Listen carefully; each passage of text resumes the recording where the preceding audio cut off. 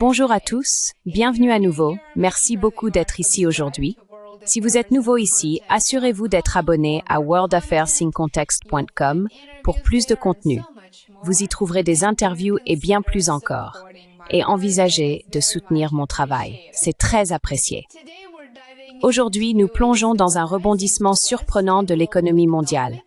Comment les tarifs douaniers du président Trump, initialement destinés à protéger l'économie américaine et l'industrie manufacturière américaine, ont peut-être en réalité éloigné les investisseurs des marchés américains et déclenché un déplacement du capital mondial. Alors, analysons cela.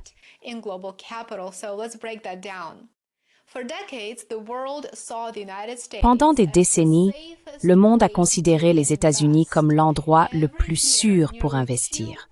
Chaque année, près de 2000 milliards de dollars affluent dans le pays, achetant des actions, des obligations, finançant des entreprises et bien plus encore. En fait, la part de l'Amérique dans les flux de capitaux mondiaux a grimpé à 41% après la pandémie. Mais vous savez quoi? Cela a déjà changé. La perte de confiance dans le dollar américain en tant que monnaie de réserve mondiale s'est accélérée depuis l'introduction de nouveaux tarifs, et cela a accru l'instabilité économique à l'échelle mondiale.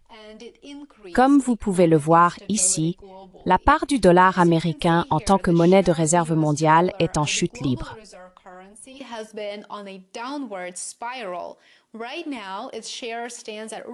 Actuellement, sa part s'élève à environ 57% et continue de diminuer. Les tarifs douaniers imprévisibles de Trump, prétendument destinés à stimuler les industries américaines, ont eu une conséquence inattendue. Et je devrais ajouter ici, une conséquence inattendue mais tout à fait prévisible. Lorsque vous privilégiez un agenda politique au détriment de raisons économiques, lors de la mise en œuvre de vos politiques commerciales, c'est ce qui se passe. C'est ce que vous obtenez. Au lieu de renforcer le dollar américain, les tarifs ont affaibli la monnaie de réserve mondiale.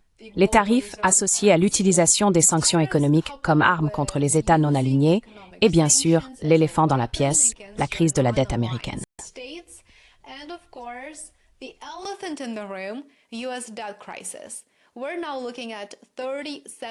Nous regardons maintenant une dette nationale de 37 000 milliards de dollars.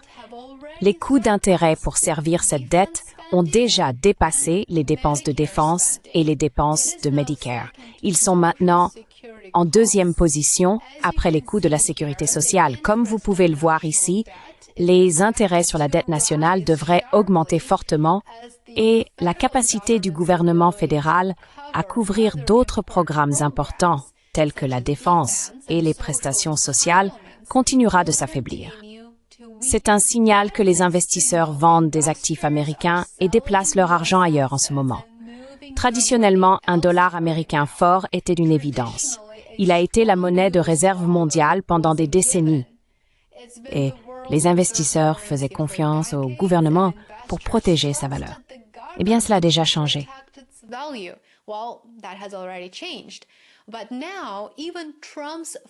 Mais maintenant, même l'ancien conseiller économique de Trump, Stephen Moore, remet en question cette ancienne approche et la sécurité réelle du dollar américain dans cet environnement mondial imprévisible. Il soutient que le dollar fort nuit aux travailleurs américains et à la compétitivité mondiale. L'instabilité de la politique économique américaine, et plus précisément de la politique commerciale, rend les investisseurs mondiaux vraiment nerveux. Si Washington ne soutient plus le dollar comme avant, il pourrait effectivement commencer à chercher ailleurs pour des rendements. Et c'est précisément ce qu'ils font. Les marchés américains sous-performent. Le S&P 500 est parmi les pires indices mondiaux cette année. Pendant ce temps, les actions asiatiques et européennes augmentent. Même le marché obligataire ressent maintenant la pression.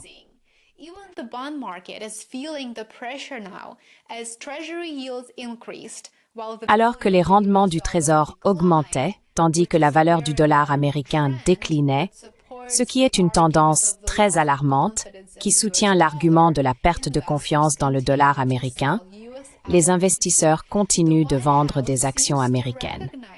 La Maison-Blanche semble reconnaître cela laissant entendre des réductions de tarifs pour calmer la situation, mais il pourrait être trop tard. Le secrétaire au commerce des États-Unis, Howard Lutnick, a averti que les smartphones et autres appareils électroniques grand public importés en Amérique depuis la Chine feront toujours face à des tarifs. Ce qu'il fait, en se référant au président Trump, c'est qu'il dit qu'ils sont exemptés des tarifs réciproques, mais qu'ils sont inclus dans les tarifs sur les semi-conducteurs, qui arriveront probablement dans un mois ou deux.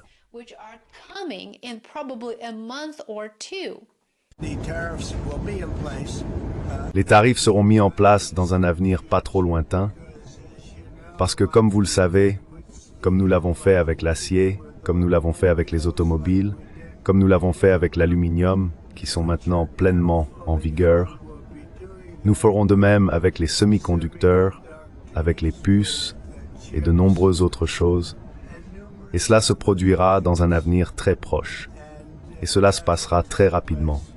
Tout se passera très rapidement. Savez-vous quel sera le taux des tarifs sur les semi-conducteurs? Je vais l'annoncer au cours de la semaine prochaine.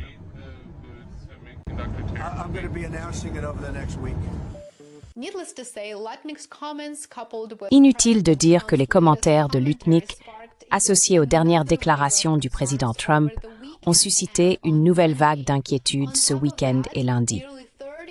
De plus, près de 30% de la dette publique américaine est détenue par des investisseurs étrangers. S'ils commencent à perdre confiance, ce qu'ils ont déjà commencé à faire, nous parlons d'effets graves à long terme sur la stabilité financière de l'Amérique. Une fois que la confiance dans le dollar américain diminue encore plus à cause des politiques échouées de Washington, il sera difficile de la rétablir sans changements fondamentaux dans la politique étrangère des États-Unis et la manière dont ils se positionnent à l'échelle mondiale. On ne peut pas simplement annuler des décennies d'intimidation d'autres pays, de sanctions les réduisant à néant et de revirements quotidiens sur les tarifs.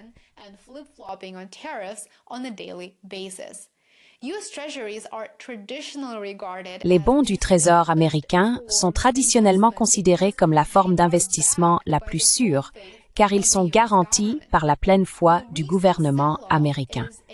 La récente vente massive est un signal d'alarme majeur. Les investisseurs vendent généralement des actions lorsque l'économie ralentit et ils se tournent vers les obligations. Le problème est que les obligations américaines ne sont plus considérées comme un investissement souhaitable et pour les rendre plus attractives, les rendements devraient augmenter. Ainsi, l'activité récente du marché montre que ni les actions ni les obligations américaines ne sont considérées comme des actifs très désirables dans cet environnement géopolitique instable et assez imprévisible. La vente d'obligations pourrait être liée à la possibilité croissante d'un risque de défaut, et les investisseurs en sont conscients. Certains analystes mettent désormais en garde contre une tendance « Vendre America Inc.», l'idée que les investisseurs étrangers ne voient plus les actifs américains comme le pari sûr et fiable qu'ils étaient autrefois.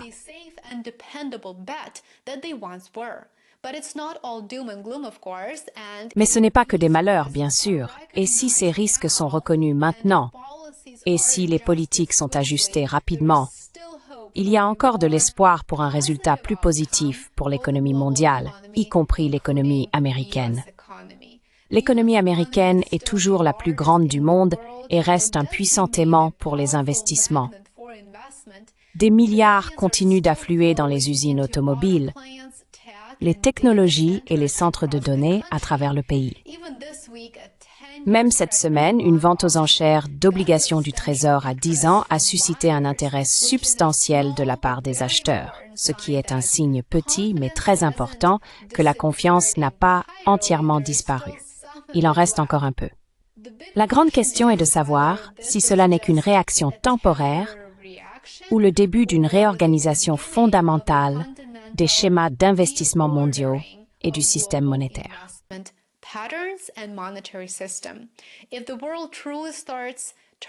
Si le monde commence vraiment à se détourner des marchés américains, cela pourrait remodeler la façon dont l'argent circule, la valeur du dollar et même la manière dont l'Amérique finance sa croissance.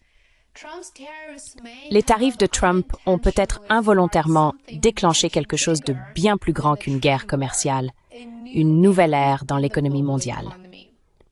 Alors que la confiance dans les États-Unis décline, l'émergence d'un monde multipolaire et la nécessité de créer une architecture financière fiable pour la majorité mondiale deviennent d'autant plus importantes. Faites-moi savoir ce que vous pensez des derniers événements et des nouvelles. J'aimerais avoir de vos nouvelles, comme toujours. Merci d'avoir regardé. Si vous avez trouvé cela intéressant, assurez-vous d'être abonné à worldaffairsandcontacts.com. J'aimerais vous y voir et profiter du reste de votre journée. Je vous retrouverai ici demain. Au revoir pour l'instant.